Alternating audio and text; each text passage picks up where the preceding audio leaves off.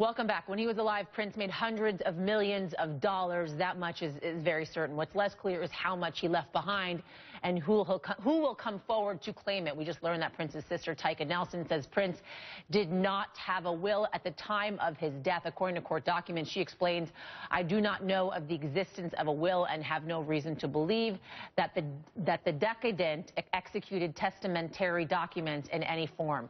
Public records show Prince properties in Minnesota are worth about $27 million. An estimate of Prince's post-mortem earnings will likely match top-earning dead celebrities like Elvis Presley. Keep in mind, Prince had no children. His parents are both deceased, and he has been twice divorced. Joining me now, family law attorney Randy Cutzer to break all this down. So first, I want him clear. His sister says there is no will. We don't know if that's true or not. But let's say there's no will. Right. Who gets the $300 million? Well, assuming there's no will, and that looks like a pretty safe assumption now, because you would think the sister would know or his longtime lawyer would know, it's going to go to sisters, brothers, which includes half-brothers, half-sisters. So there are about 6 people that are going to all be wealthier now than they were yesterday or at least last week. So let's break down the family. So Hdln, she's the one who filed. She is Prince's full sibling. He's got 5 other half-siblings and then 2 who have also passed on. Could the other siblings, as you just mentioned, could they get a cut of this? And then the 2 that have passed on, if they in fact have children, how does that play into this whole thing? Well, you know, when you have something that's not governed by will and somebody didn't plan for it, you really just have to figure out what is the easiest resolution, and the state will say it's divided among those 6 people. It doesn't matter whether he liked one more than the other, if he promised somebody something. The bottom line is they're all going to get equal shares, and it's going to go, they can share it with their children if they want to, but the fact that they have children doesn't matter.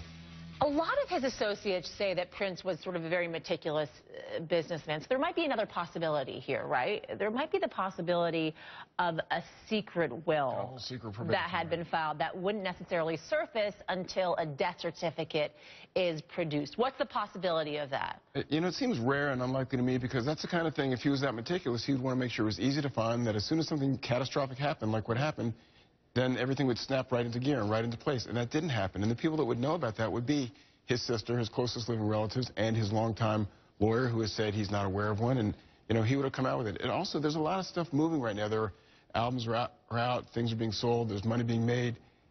Business has to happen. That's why the sister's following this. And you would think if there was a will, he would have said, I want things to happen like this, this, and this.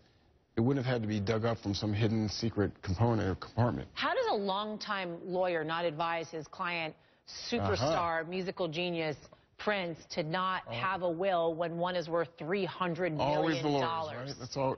You know, I can almost guarantee the lawyer did advise, and we advise people all the time. Look, Paul McCartney didn't have a prenup, and he thought he was going to be married forever. A lot of people don't do things for a lot of reasons. He was an artist. You may not be married forever, but you're not going to live forever. That's a fact. Does everybody have a will? Right. A lot of people put their head in the sand. And, you know, artists are unique kind of people. Not everybody's worth $300 million. Artists may not like talking to lawyers and planning and thinking about their death, and it might not have been good for his business. He might have thought thinking about my death and what happens when I die is going to be a real downer, and I don't want to do that. I just want to do what I want to do, and I forget what everybody else says, because what do I need a will for? I can live, and when I die, what do I care? I mean, a lot of people think like that, and that could easily be what happens. So if there's no will, likely the money will be divided evenly amongst all siblings. That's the most likely. All right. And what about the remaining tracks? I mean, he's going to make music hand over fist for a long time coming because of his music. I would imagine the record companies are going to say, we're going to buy out those contracts. If the record companies don't already have the rights to those music, they may go to the heirs, to the brothers, the half-brothers and half-sisters, and say, here's $5 million, will you sign this piece of paper? And they'll say, for what? And they'll say, for us to have the right to do what we want with the music. And for them, $5 million might be enough, or they may drive a hard bargain and say $100 million. I imagine somebody that knows how to handle this music is going to do that.